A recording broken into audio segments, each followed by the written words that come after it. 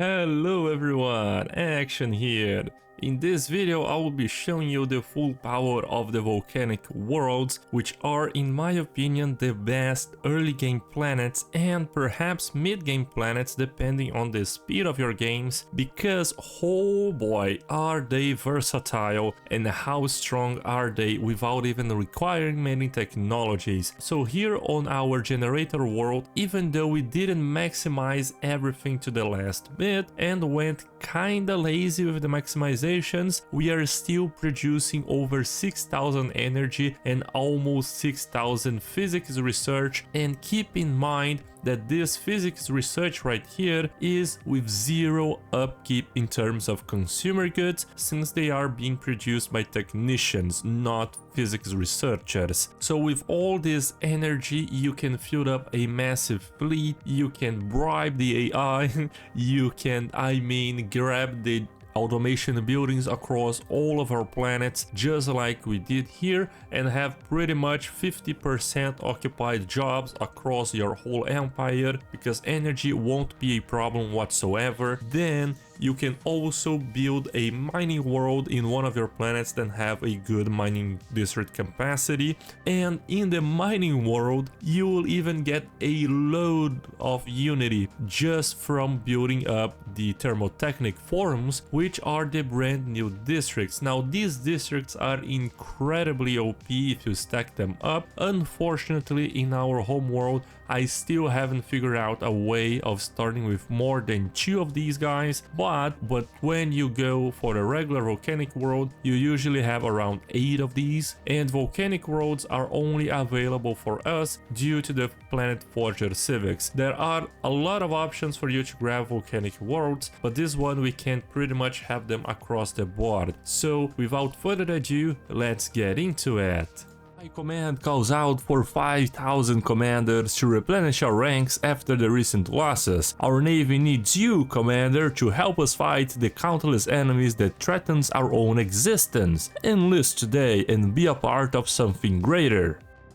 So previously we just finished the ascension. Of course we still have some choices to make regarding our modularity or virtual decisions, but all things considered we will be going for modularity. Now since we have the volcanic worlds, I wanna test out how strong we can be in the early game regarding energy production. We do have a pretty solid test here on Sirius 3, size 24 desert world. This will be our main goal right now, to just colonize this planet, start the transformation from desert world into volcanic world by just building up the volcanic forges. After we do that, we'll try to maximize everything we can in order to increase the amount of geothermal power plants that we have on the planet. That is ridiculously powerful, especially because we also have the thermotechnic forums, which will give the technicians a little bit of physics research, so they are extra powerful. I mean, do we need that much energy in the beginning of the game? I don't think so, but it's quite fun to test out the full power of the volcanic worlds. So with everything said, let's begin our strategy. Now as per usual, since we are going modularity, we focus all on the physical choices, which in this case are gonna be freedom of movement. There are gonna be other options, and I'm just gonna show you all of these ones so you don't make any mistakes when copying this build. Now in this one, centralized servers would be the virtual decision and individual servers would be the modularity. Kinda makes sense, right? So we go with these. The effects are even better in my opinion. More happiness is a lot better than housing, at least in this point in the game. Oh boy, so this is a little bit of a spin-off, but we found the ancient fortress, which is good. Later on into the game we can grab all of the enigmatic techs from this, and we also gain 2 planets, but we won't be able to conquer the system for a very long time. Here we'll continue to protect the body, which is obviously the physical one, and concentrate on the mind is the virtual. We're gonna have the perfect bodies, machine bodies. Oh no, our fleets are engaged in the space amoebas. Don't die, Sarkov. Alright, he's survive. And there we have it. With all the choices we made, we can now have the democratic transference, which will give us 1% job efficiency for a specialist per district, and on top of that we gain the advanced traits. Now this is gonna be fantastic since we will be maximizing the amount of districts we have on our volcanic planets, which means we'll be getting even more job efficiency from our government. Nah bro, we got the unluckiest election ever. So all of our scientists, they have zero support because we do not have any scientist faction. That's not good. Now we found yet another Leviathan, the Dimensional Horror. Thankfully we stopped the game on time, just retreat our admiral. Yep, another corvette we lost. And we are almost finishing up the colony on Tospodra, the size 24 planet. Now our colony has founded and we can build the volcanic forges. This will start a situation, and at the end of it, it will turn the planet into a volcanic world. In order for us to advance through the situation a little bit faster, we need to have more mining and metallurgist jobs, as you can see on the description. Well, it isn't a situation per se, as it does not appear here on the menu, but it does appear here on the terraforming as a percentage. In this case, we are 3% done, and we can have a little bit more just by having metallurgists. Since we are struggling a lot of alloys, this could be a good opportunity to start up a little bit of an alloy world. Granted that once it becomes a volcanic world, we will shift completely to generator districts. We thankfully found a dark matter deposit which was blessed by the RNGs, and after we get the dark matter drawing technology, we can reform our government and grab the dark matter consortium. Where is it? There we go. With these, we'll be able to grab the dark matter engines for all of our pops, increasing their efficiency by plus 40%, which will help us tremendously in buffing up our energy world on Sirius. Now we shift this from engineering specialization to physics in order for us to have better chances of drawing the dark matter drawing. Well, that kind of redundant, I think, but because it is on the physics field. Yeah, so if you get research speed on that, it will make a little bit better. And if I remember correctly, dark matter drawing is a computing technology. So since we have technological ascendancy, we can just shift the physics research focus from general studies to computing. Of course, it will slow down our general physics research, but we'll have better chances of drawing the necessary technologies. On Tospodra, we are still making progress towards the terraforming, and we are increasing currently the amount of alloy jobs for later on transforming everyone into technicians. So Tospodra is now a volcanic world, and we can already build 27 geothermal power plants. Oh my god. Now let's even activate Mastery of Nature so that we can build 29 generator power plants. So let's start building up some districts here. Oh, we can only afford one due to our very poor mineral output at the moment, but we will expand it, don't you worry. So in our new colonies, we are building up more of the field dynamic center because, oh boy, we want to have more physics research. It is taking quite a while for us to find the dark matter drawing technology, unfortunately. But in the meantime, Tospodra, look at this. We are already producing almost 600. Of course, there are some deficits, so it's a net 540. And we only built 8 out of the 29 energy districts that we can build. Later on, we can even improve this using these powerful technologies, the planetary power grid and the orbital ring. Let me just see if we can get this very quickly in this run. When something that is quite scary right now is that we found a nearby AI empire serving this system, and if they are hostile to us, we will need to build up a military fleet to defend ourselves because we do not want to engage in any type of war, at least until we finish up all of these worlds and turn them into volcanic planets. Now, it takes quite a while for us to do this because on systems that we have blockers, we need to remove all of the blockers before we can build up the volcanic forge. As you can see here, yeah, number of uncleared blockers is equal to 0. Thankfully, the mastery of nature helps us out a little bit by reducing the clear blocker cost. This could also be paired well with the, I think it is planet scrapers, the civic that gives us basically free clear blocker technologies whenever we colonize a planet. But yeah, it's something to keep in mind for the future. We already reached our stockpile of energy credits, so we should build up a little more resource silos across the board. Let's replace our hydroponics base with them. This way we can store a little more energy, although they will eventually fill up pretty quickly. Yeah. We are already producing near 1000 energy from this planet. We could shift it a little bit and improve our physics research using the thermotechnic forums, but let's first prioritize energy production just for the sake of it. Okay, we found our first alien species. Let's try to be friendly with them. This way they don't attack us. Wow, they are large. What the hell? Thankfully they are receptive to us. So let's try and keep it that way. Perhaps we can form an alliance and they can even help us defend ourselves against any threats. Because at the moment, the world of Tospodra is definitely increasing in terms of power. We are close to producing 2000 energy in this planet alone. These guys are hostile. Ooh, boy.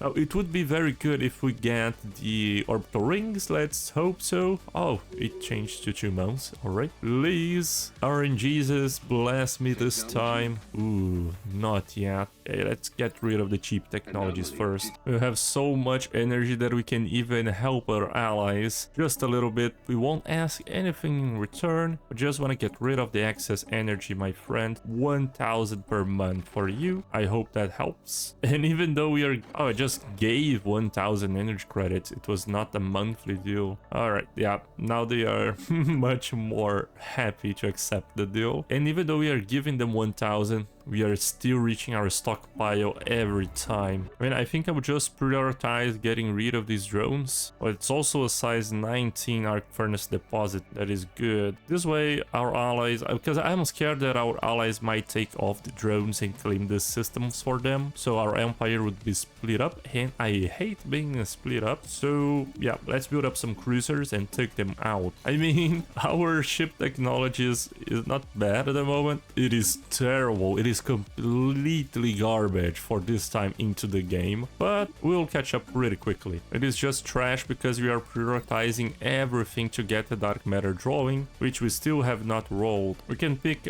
an ascension perk.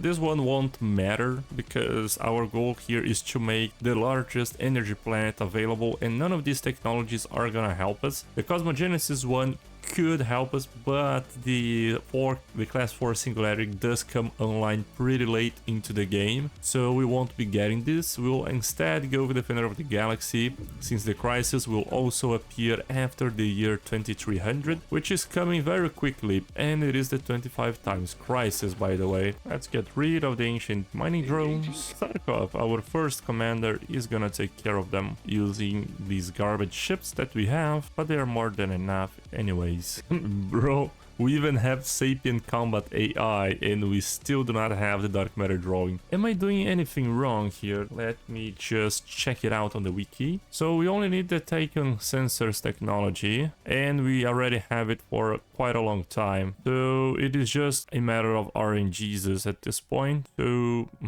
let's go with the lower weight technologies. This way we'll get rid of them and they will not bloat the tech tree for us. We thankfully finish up the orbital ring technology as well. so we can make our those Podra super planet even stronger. Almost 4,000 energy net. Wow, man. For real, just now we found the dark matter drawing technology and Star Fortress at the same time, which will enable us to upgrade our orbital ring to the next tier and build a special building on the Star Fortress. So far, this planet by itself is producing 5,000 energy per month, and we didn't even optimize it in terms of ascension, since this will come up online pretty late into the game once we have all the ascension perks. So we won't be doing this for now, but keep in mind that we can get this number even higher, right? And after we grab the dark matter drawing, we will shift all of our species with the dark matter engines, as I talked before. Of course, there are plenty of ways we could improve this energy production, but this is just to test out the full power of a volcanic world, since, to be honest, it is a pretty free pick. As you know, there are plenty of origin civics and etc. that you can have, and it will grant you these powerful worlds. To be honest, perhaps they are even on par with Gaia planets, something like that, especially because, I mean, they are so much easier to grab than Gaia worlds. Okay, we grab dark matter, let's remove meritocracy, we'll keep Beacon of Liberty just because of the empire size, and oh boy, we need to wait at least 1 year. Can we hold an election now? Oh, it's gonna be an election in 10 months anyways, we just have to wait a little bit. Okay, stop the clock. We finished the stratospheric ionization element, and now our planet is producing near 8,000 energy credits per month, commanders. Wow, I didn't think it would go that crazy, but it did. Holy moly. I mean, we could, as I said, optimize this a little bit. I'm just steamrolling, passing through all the events and etc. You could get this much higher, but this is just to showcase the full power of the volcanic world. I mean, with this kind of energy, you can do pretty much everything in the game from this point forward, and it's not like we are falling behind in tech, to be honest. We have 2,500 physics research per month, just because this planet alone from the technicians is producing all that much. We are also producing a lot of unity, and we basically have infinite amount of pops, because with this amount of energy, what you can do is just grab the automation buildings for every single one of your planets, and it won't even hurt your economy, because as you can see, we are on a massive surplus every single month. Yeah, there we go. We just needed to wait for the month to pass. 8.2 thousand, a surplus of 7,000 basically. We can even donate energy throughout the whole galaxy and make every one of our neighbors a little bit stronger. Let's send you, well, you are my Federation member, so we'll be a little bit generous. 1,000 per month for you. For you guys that are still, you know, improving your home planet a little bit, since you just came out of hyperlanes, we'll give you also 1,000 per month. Yeah, for you guys, what about 500? We still need to give other people, whoa, not that much. Yeah, 500. And even doing all of these trades, we'll still have a massive amount of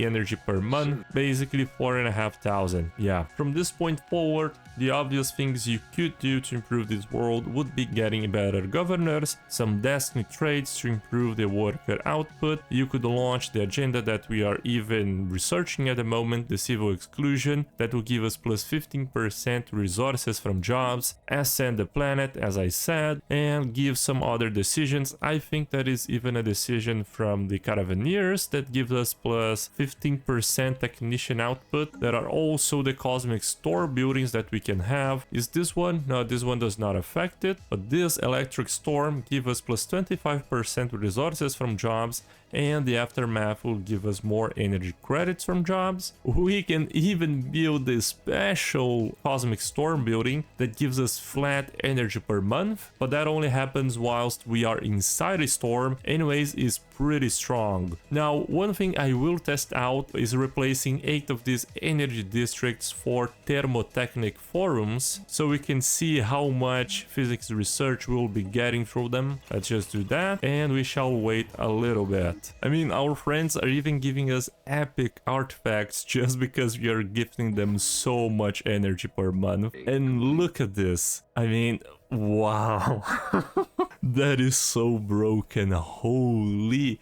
On top of giving us massive amounts of energy, we are also getting loads of physics research per month. Just look at this, basically all of our physics is coming from this single planet. Oh, well, this is pretty much the world optimized. 6,500 energy and 6,000 physics research per month. Really ridiculous. We could even build a storm relief center and use the cosmic storm attraction to get massive amount of base technician output. That could be done. But anyways, commanders, I think this is pretty explanatory on why volcanic worlds are very strong in terms of energy generation, and also they can be quite handy to improve your physics research. The physics research itself is quite useful against the endgame crisis because you can go with bypass weapons, and the bypass weapons pretty much negate all of the massive shields and armor points that the crisis have. You go straight up to the hole and you melt the crisis with that, and also it is quite useful for the Titan beams. Anyways, it is very handy to have a planet like this in your empire, and I hope you guys enjoyed this video. Yeah, and as always, commanders, I'll see you guys next time.